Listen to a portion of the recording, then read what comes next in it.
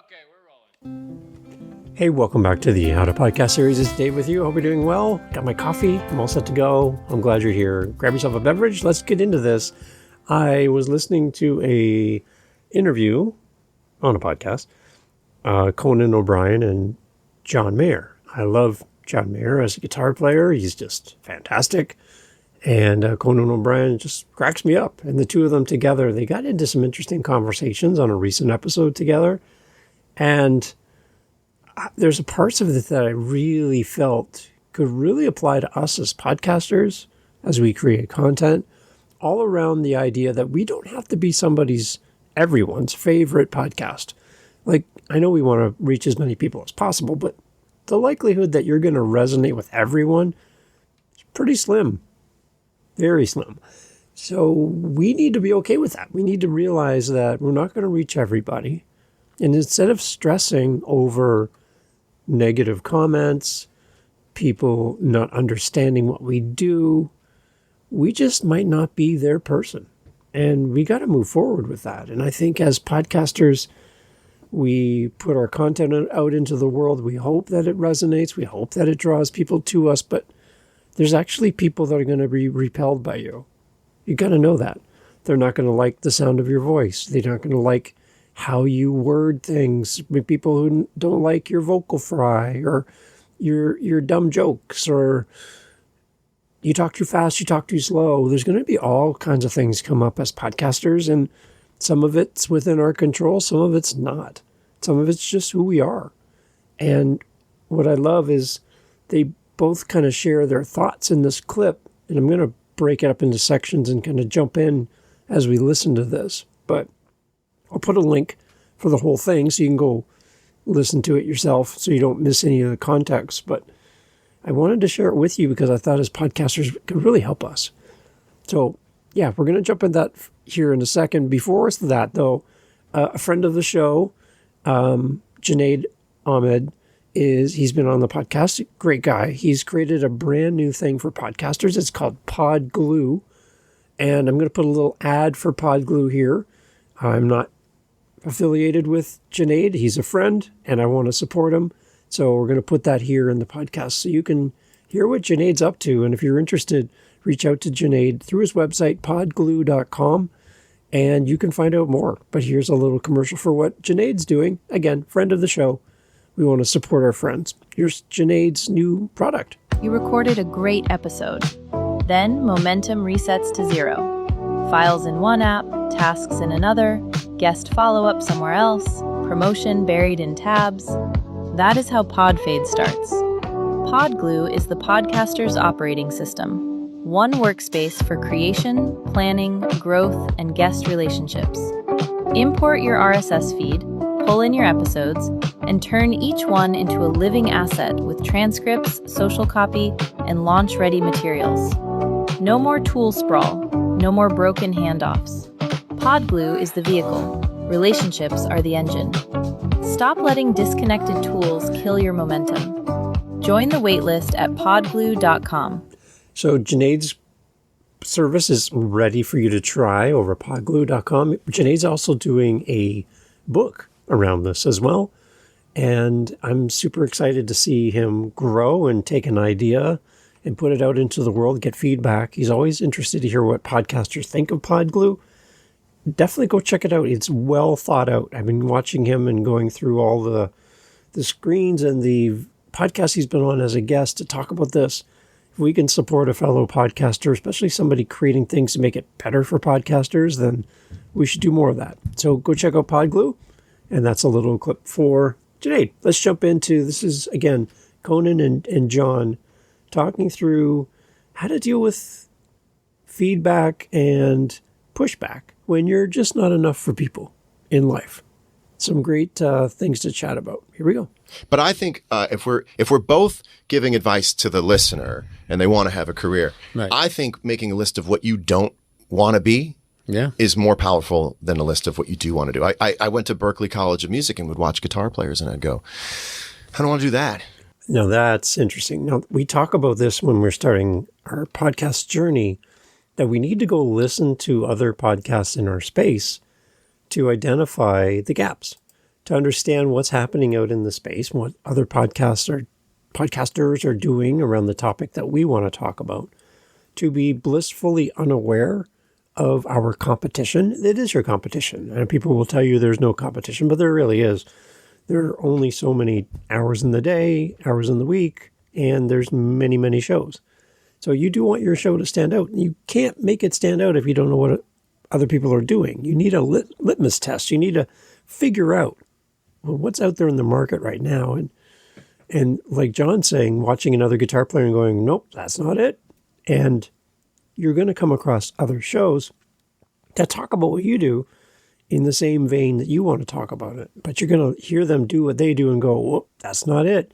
There's podcasts about podcasting that I've heard, and the host is rude. The host uses a lot of sexual innuendos, and it's really like disturbing because this person also, claims to have deep faith and all this great stuff and very preachy, yet then can flick a switch and start getting pretty vulgar. And I'm like, I don't understand how that fits into podcasting. So I steer people away from them. And I actually sent them a message and said, I would send more people to you, but you're kind of a wild card. I don't want to embarrass myself and send somebody to you and they come back to me going, Dave, what were you thinking? What's up with this guy? Why would you send me there? They're just a loose cannon. So you're going to connect with people and you're not going to connect with people. And that's kind of the theme of what we're going to be sharing today through these clips. And just like you're not going to connect with people, some people are just not going to be your people. You also, as a creator, are not going to be some people's person. And you got to be okay with that. And I love how these guys continue to frame this and work it out. But it's really good. So let's keep going. Yeah. And you actually carve out what you want to do by what you don't want to do. And that's how you end up being individual. But what you have to do is in real time, give up being the homecoming king in real time. Because in my career, there was never a year where I was the coolest thing in the world. And I think there's a little bit of similarity. I don't want to flatter myself too much, but you do great work, you put it out there. We didn't know that it would have a second life, third life, fourth life. We just wanted to do cool stuff. And we got lucky because culture started to coalesce around all this stuff and go, we like that. And a new generation came up that didn't need everything to be new. That is why I still have a career. Yeah. They don't care what the born on date is of the thing. If it's good, they want it. Yeah. And their parents played them Neil Young records and Nirvana records and kind of anachronized the whole thing. Right. And you do great work. You you to me now in my career are such a great model of do your thing and go home. Oh, thanks. And if you do your thing and go home, you can stay here at the party for as long as you want. So I like this because John's kind of giving us permission to not worry about what people think. Do your thing and go home. Like, create the thing. For John, it's music. It's his style. It's his approach to playing the guitar. It's his songwriting. And he just does his thing and goes home. Like, you can take it or leave it. This is the thing. This is what I do. This is who I am. And I'm fine with it.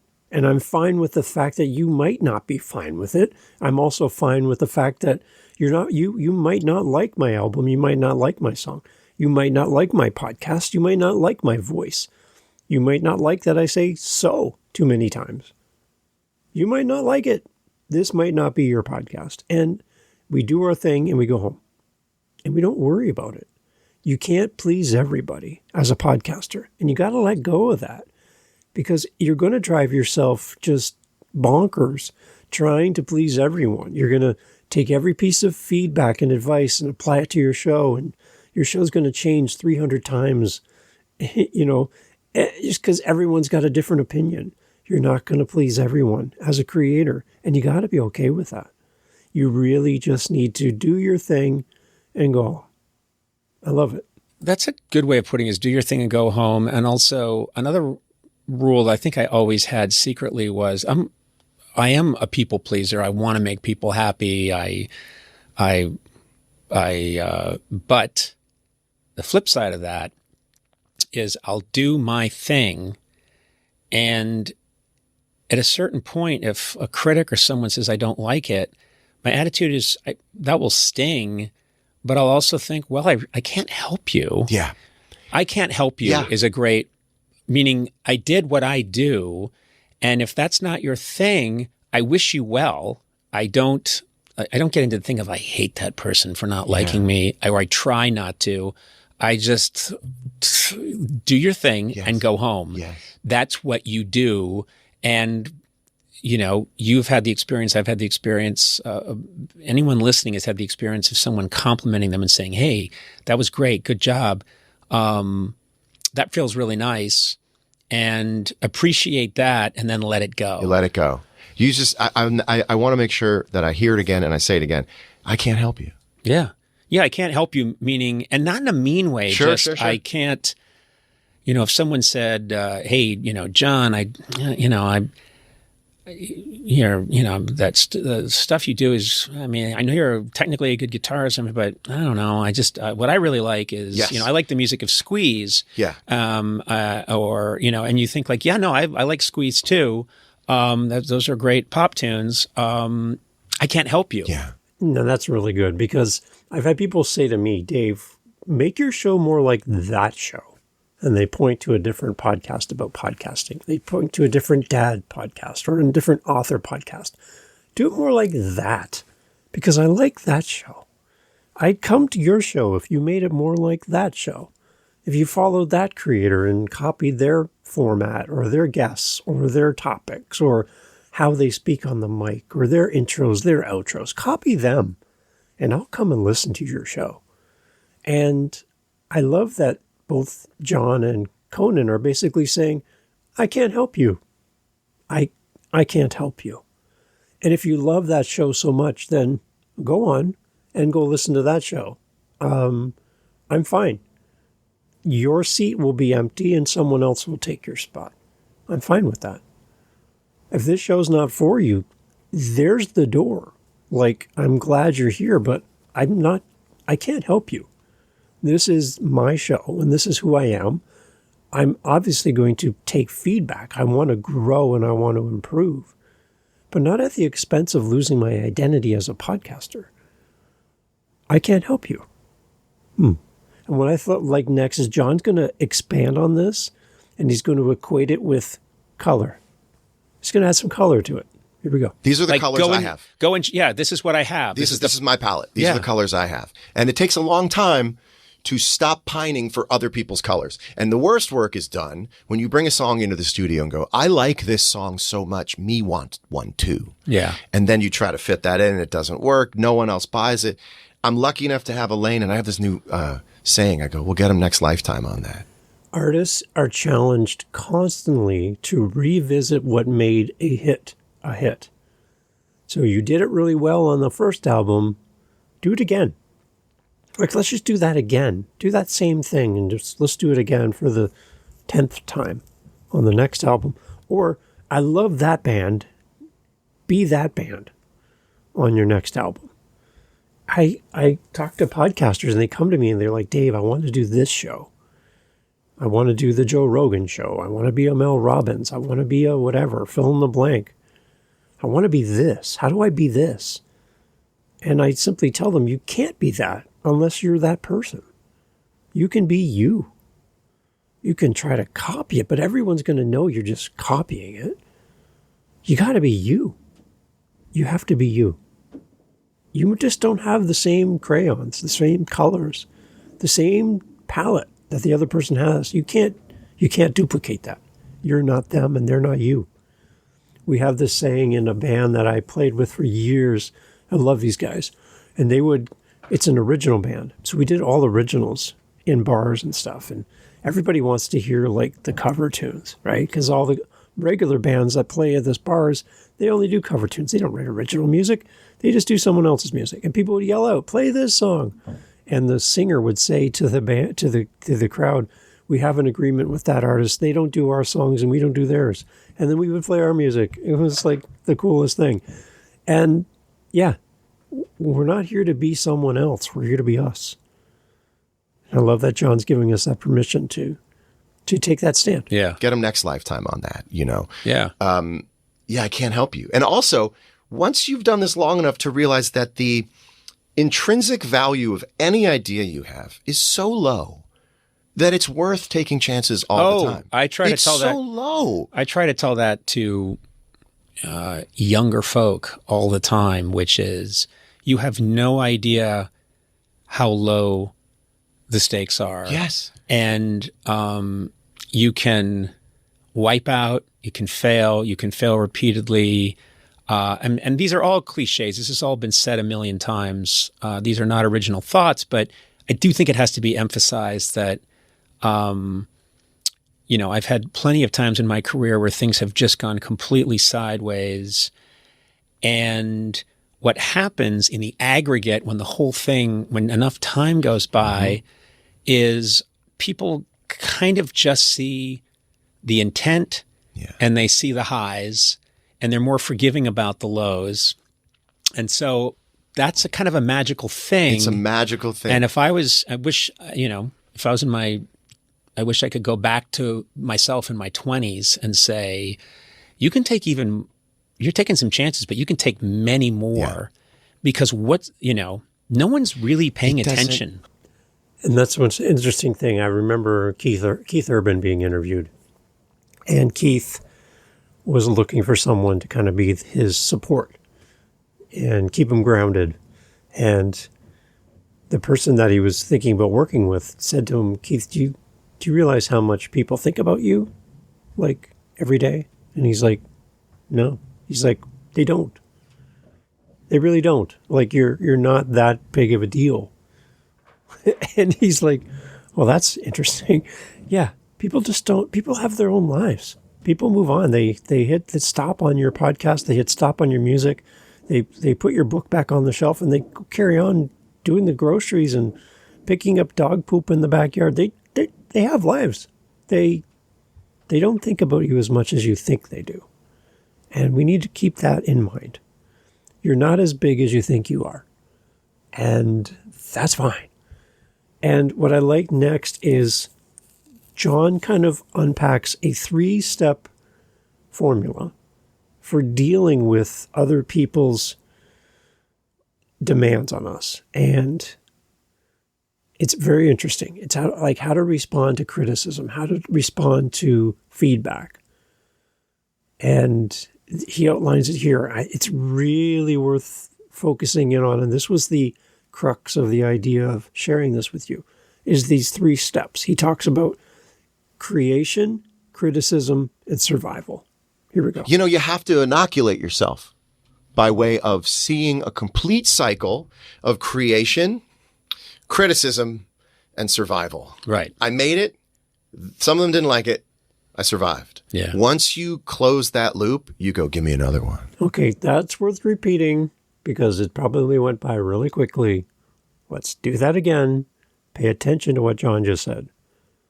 Pay attention to how he reframes these 3 steps: creation, criticism, and survival. Listen carefully. You know, you have to inoculate yourself by way of seeing a complete cycle of creation, criticism, and survival. Right. I made it. Some of them didn't like it. I survived. Yeah. Once you close that loop, you go, give me another one. John gives us an example next of creating a song, titling it for a specific reason, putting it out there, and getting obliterated for the title of the song. Okay? And you think that somebody in his situation, in his stature, he wouldn't get this kind of feedback or wouldn't have this kind of impact on him to talk about it in this way, but it did. So none of us are exempt from negative feedback. None of us are exempt from hurtful things that are said about our content and our podcast and our efforts and our passion. None of us are exempt from that in podcasting. You're putting yourself out into the internet. Not everybody does that, by the way. Just so you know, not everybody does this thing called a podcast.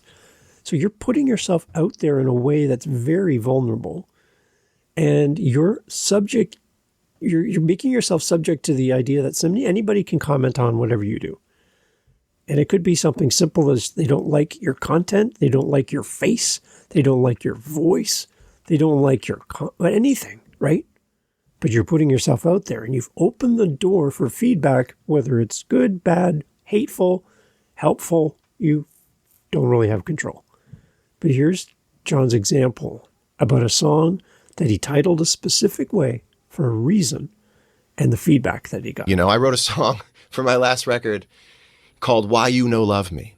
And I thought it was really interesting to butcher English. And It was like this kind of like Stephen Bishop. I think she no love him because he can't speak. He knows speak very well. Well, for me, it was really deep. You know, it was how I felt about being a kid, like why I had a relationship with my mother the way that I did, you know, and this sort of primal thing. It was described, I don't know which magazine, big magazine, described the song as putrid, which I felt like I had achieved something because I'd never seen the word putrid used to describe any song ever in the history of the world. Right. And I also went, it's just a song. Yeah. It's just one. Yeah. You do another one and another one, another one. And every time you do something, I don't know if you're like me in this case, I have a very highly regenerative sense of optimism about everything I do. That's good. And if it doesn't work, I go, okay. And what happens in podcasting that I found with the podcasters I've been working with recently is they seem to be one failure away from quitting their show. If I get one piece of negative feedback, if I feel like my last episode wasn't my best episode, it's my final episode. Like, I'm not going to do this anymore. I'm not good at this. And my comment to them is like, how can you get good at something if you never practice? How can you get good at something if you never get feedback? How can you get good at something if you give up? The best way to stop growing is to give up. The best way to stop growing is to lean into what people think of you and take it to heart and say, well, I guess I suck. And they stop. John doesn't do that for music. I don't think you should do that for your podcast. I don't think you should just give up. Just because things are tough doesn't mean that's an exit door. That might be an on-ramp for you. That might be the thing that takes you to something better, not to something worse. It's not an excuse for you to say, well, somebody didn't like my show. I guess I suck. I better stop. Better give up. Somebody doesn't like my voice. Somebody doesn't like my content. Somebody doesn't like my guests. Somebody doesn't like my intro, my outro. Someone doesn't like the music I have on my show. Someone doesn't like me. They don't like my face. So I guess I'm done.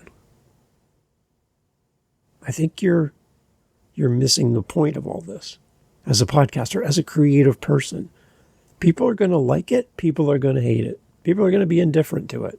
Some people aren't going to think about you at all after they hit stop. And you got to be okay with that. It happens to everyone, including the big stars, like we're hearing today. Millions of albums sold. And he's like, yeah, I did it. I put the song out there. I named it the way I did for a reason. And whatever, you didn't like it. So, okay. So I really want to share one more time because of what John said, those 3 points around creation, criticism, and survival. I think as podcasters, we really need to lean into this. So I want to play it one more. This will be the third time. I get it. Third time, but third time's the charm. A reminder, right? How to deal with the comments and the feedback from others. Again, here's John one more time with his 3 steps to think about. Here's John. By way of seeing a complete cycle of creation, criticism, and survival. Right. I made it. Some of them didn't like it. I survived. Yeah. Once you close that loop, you go, give me another one. For you and your show this week, when you start getting down on yourself for feeling like you haven't met your objective with your show, with your content, with your interview, with your edits, with progress, with growing your podcast, all of the things that people throw at you. If you feel like you're not enough and you feel like you're not as good as everybody else, go back to what we heard today. You don't have the same color palette as everyone else. You don't have the same resources to draw from. You don't have the same colors in front of you to paint the picture that they're painting. You see life different than everyone else. You have to use the tools you have and not be sitting there longing for the tools that someone else has, not longing for the success that other show has. You got to just use the tools you have and focus on what you have. Develop them, build them out, and practice. And give feedback. Get good feedback, not negative, harmful, hateful feedback. Feedback that comes from people trying to make fun of you, trying to make an example of you. And that's another reason why I created this show, is I'm hearing podcasts about podcasting that make examples of people and mocking them openly on their show like it's a sport.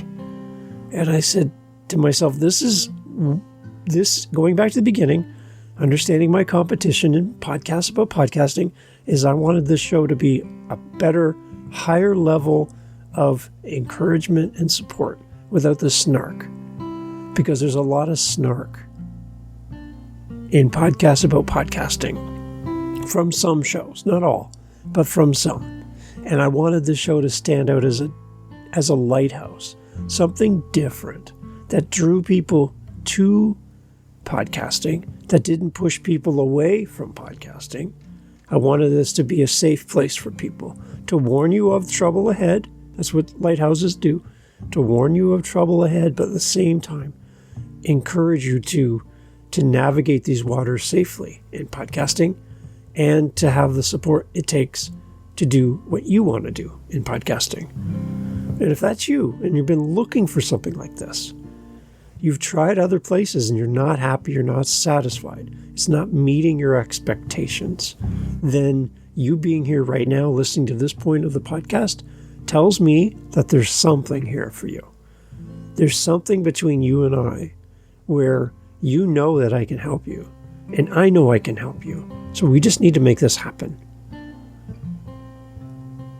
Focus in on creating your podcast.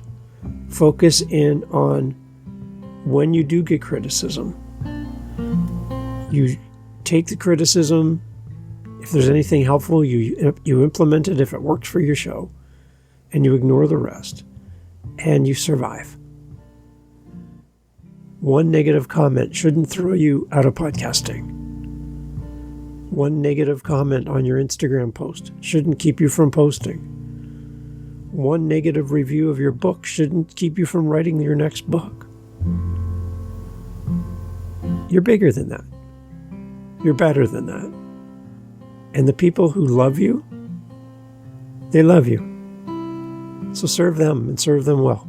If you need help, howtopodcast.ca. Thanks for being here. You're still here. Okay, great. The question came in, Dave, I'm going to do an interview show. Should I have some kind of sign-off for my podcast? Like an agreement that it's okay to release the episode. Now, I have to kind of preface this by saying in Canada, we're not as apt to sue the heck out of each other like my friends down in the US are. It's very litigious down there. You just, you guys love your court time. We don't really have that same thing, but that doesn't mean we're exempt from it. It is a good idea if you are going to be releasing podcast episodes and you're going to have a guest on your show to get an agreement that it's okay to post the podcast, the picture of the guest, the picture of the book, the likeness of the guest. All of that stuff is attached to the person that you're having on your show. If you feel any caution around that, then yes, go ahead and do that. Again, go to Podcast Lawyer, which is Gordon Firemark. You can search him up online. There's an actual downloadable that he'll give you on his website for free. And it will give you a guide. He's not your lawyer, unless you hire him. He's not your lawyer, but he has some great advice for podcasters. A lot to do more in the U.S. side of podcasting than outside of the U.S., but there's a lot of transferable things that you can learn from Gordon at the Podcast Lawyer. But search him up, go grab that. That'll be helpful. If you feel like you need it, then yeah, do it. for me, I replace a formal document with a pre-chat. I always do that pre-chat, the call before the recording.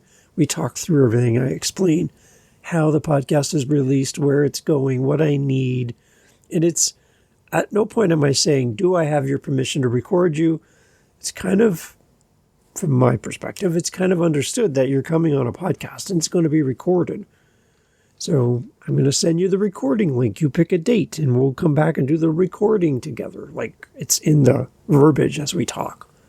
I've never, in over 2,500 episodes, almost half of those being interviews, I've never had anybody ask to not release the episode, or they were shocked that the episode went out on the internet. That's kind of the point of all this.